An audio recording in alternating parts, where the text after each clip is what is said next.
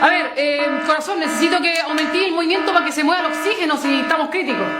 Ya voy, taquicardia compensatoria, taca, taca, taca, taca, taca.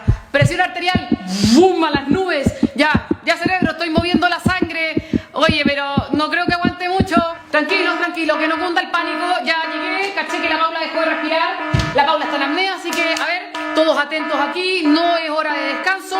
Corazón, mírame acá, vamos. Pucha, de nuevo. Pues se supone que hoy día sí que voy a descansar, por nada que ver. La loca de nuevo dejó de respirar. Ya que, corazón, ¿cómo vamos? ¿Aguantar un ratito más? Porque todavía como que no despierta, ¿cachai? ¿Sabes que yo creo que ahí tienen que despertarla nomás? Porque ya como que me estoy agotando. Pucha, ya, chao con el ciclo del sueño.